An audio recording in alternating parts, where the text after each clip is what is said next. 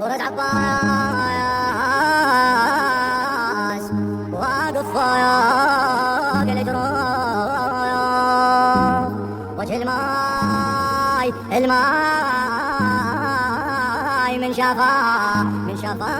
كذبان شافير ابو فاضل شافير ابو فاضل شافير ابو فاضل اقرأ التاريخ وابحث بالعصور وشهيق الموت في كل سفر خط احمر تحت طيات الصقور وعلامات التوقف في سطر انه العباس ليثا وغيور لا يهاب الموت اذ حل خطر لا يهاب الموت اذ حل خطر يدرون عباس شيال العالم وكفى صمصامه يتحير الروس من فوق الفرس ويقبر بالهامه يشرد قبل يوم يتفاجئ لان يلقاه قدامه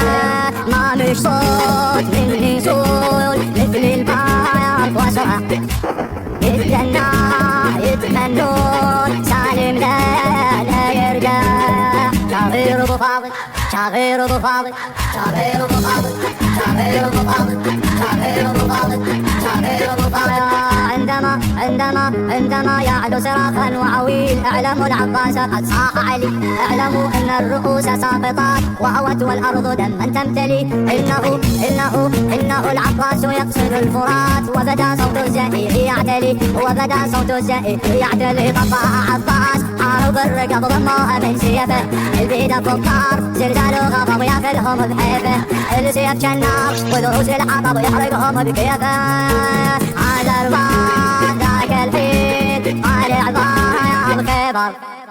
شنو الموت يقرب ليك وانت الموت واكبر شاغير ابو فاضل شاغير ابو فاضل شاغير ابو فاضل شاغير ابو فاضل شاغير ابو فاضل شاغير ابو فاضل عندما نروي حكايات الزمان ويقص الراوي ثورة السنين تجد الأقوال في كل الرواة وبحوث القوم عند المسلمين لم نجد امرأة توصل الفداء لأولاد قرتي أم البنين لأولاد قرتي أم البنين قالت لعباس إذا سالم ترد ما توفي حسينك مثل هيهات قدم الحرك واشمرها كفينك ربيتك أدري من بعد الوفاة ثابت عناوينك بشفيع لأجل حسين